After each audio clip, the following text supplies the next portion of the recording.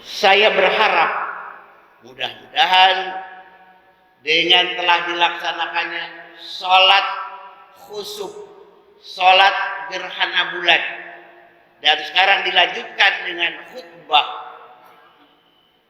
mudah-mudahan menjadi amal kebajikan, menjadi sarana untuk menebalkan keimanan kita pada Allah Subhanahu wa Ta'ala.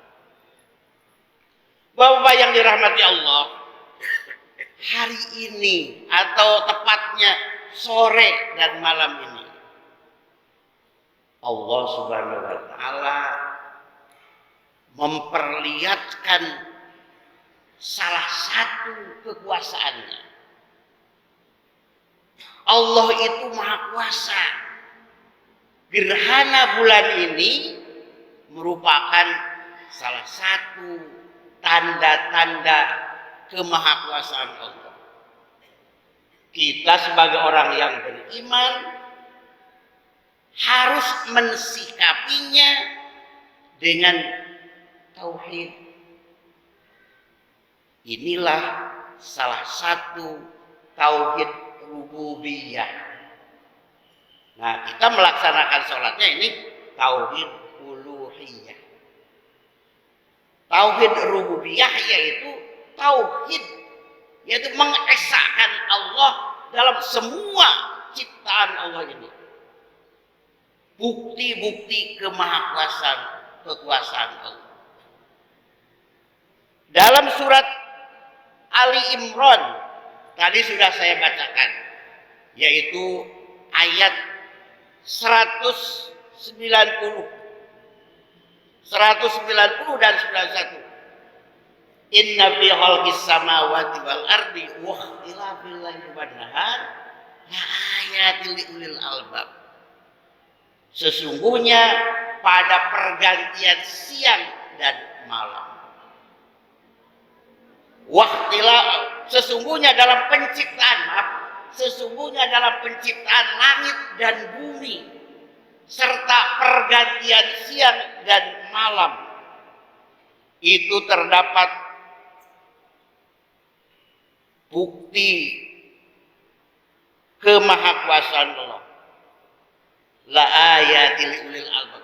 Bukti menjadi salah satu tanda kemahakuasaan Allah bagi orang yang berpikir, bagi ulul albab, orang yang cerdas berpikir.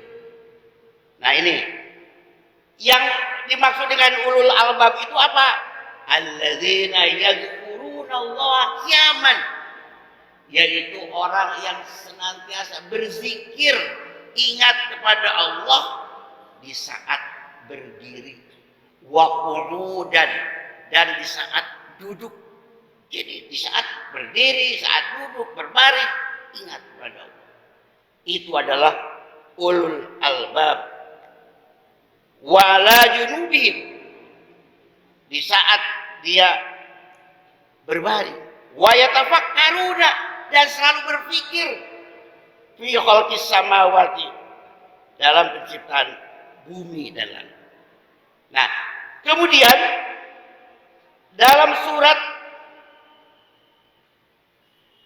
Fussilat ayat 37 Allah berfirman, a'udzubillahi minasyaitonir rajim, wa min ayatihil lail wan nahar wasyamsu wal qamar la tasjudu lisyamsi wala lil qamar wasjudu lillahi allazi khalaqahunna in kuntum iyyahu ta'budun.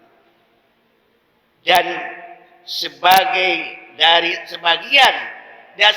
dari tanda-tanda kebesarannya atau kemahakuasaannya ialah adanya malam, siang, matahari dan bulan.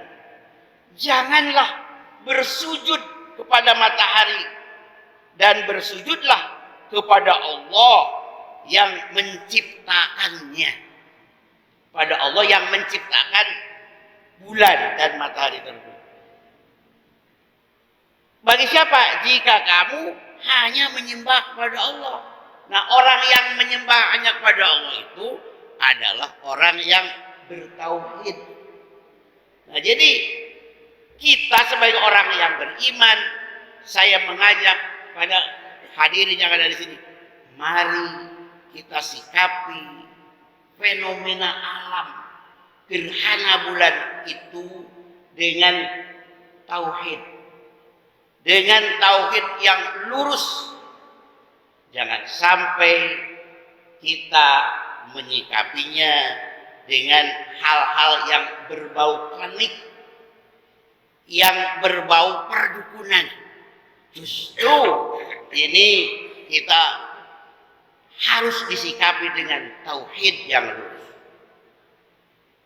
Rasulullah Shallallahu Alaihi Wasallam dalam hadisnya yang sahih yang diriwayatkan oleh Imam Bukhari dari Siti Aisyah radhiyallahu anha, beliau bersabda, "Inna syamsa wal qamara ayatani min ayatillah."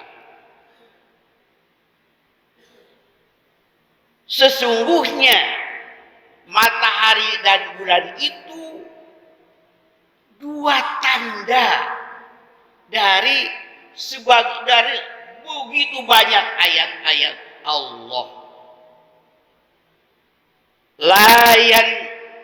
Layan khosifani limauti ahadin wala lihayatihi. Tidak ada sedikit pun hubungannya dengan kematian seseorang atau kelahiran seseorang. Nah, ini salah satu asbabul wurudnya. Karena dari saat itu putra Nabi Muhammad yang bernama Ibrahim meninggal dunia, baru lahir.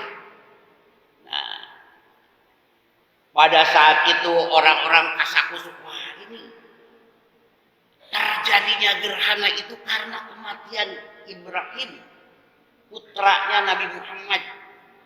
Nah, maka Rasulullah SAW segera meluruskannya dengan hadis tersebut. Nah, kemudian fa iza ra'aitum zalik, maka jika kalian menyaksikan gerhana tersebut, baik bulan atau gerhana matahari, yang pertama diperintahkan oleh Rasulullah, fad'ullah, maka berdoalah pada Allah sebagai upaya pendekatan pada Allah. Doa itu bapak-bapak merupakan ruhnya ibadah. Ad-du'a'u mukhul ibadah. Doa itu merupakan otaknya ibadah, merupakan ruhnya ibadah. Karena itu dari kejadian ini maka jadikanlah mendoakan sesuatu tentu yang bagus, doa yang diridhoi Allah. Yang kedua, wakabiru, dan bertakbirlah.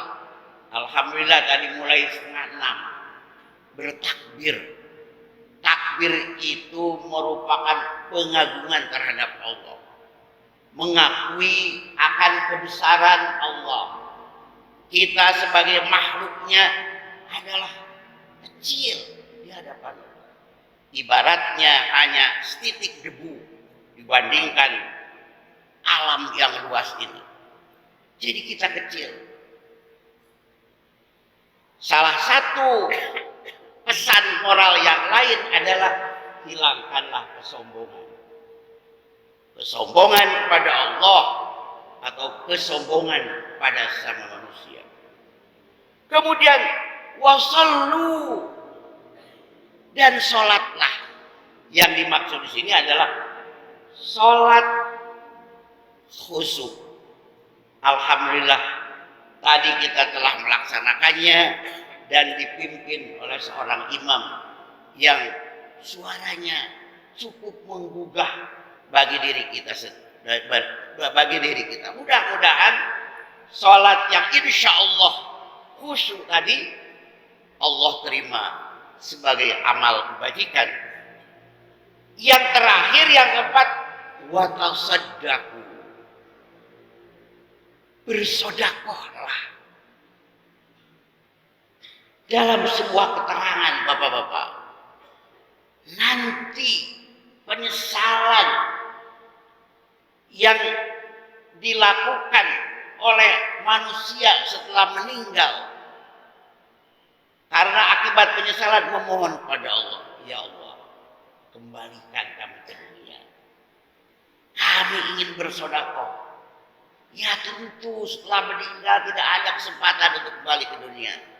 Karena itu tempatnya adalah di saat kita hidup. Kita bersyukur pada Allah, kita masih diberikan kesempatan oleh Allah untuk menikmati kehidupan, untuk menambah amal kebajikan, untuk memohon ampunan Allah. Mungkin ada dosa-dosa yang belum dimohonkan ampunannya kepada Allah, maka inilah kesempatan.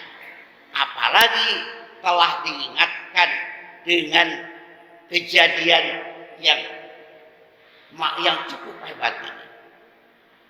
Di zaman Rasulullah SAW hanya sekali Rasulullah mengalaminya sekali. Di saat mengalami gerhana itu, Rasulullah dan para sahabat merasa ketakutan. Makanya Rasulullah menganjurkan atau menyuruh berdoa, bertakbir, melakukan sholat dan bersedekah. Mudah-mudahan dengan peristiwa gerhana kali ini mengingatkan kita bahwa kita hidup di alam dunia ini hanya sementara dan hanya sebentar. Sementara alam yang akan kita lalui adalah alam kubur, yaitu atau alam barzakh, alam ba'as atau yaumul ba'as, yaumul mahsyar, yaumul hisab, yaumul mizan.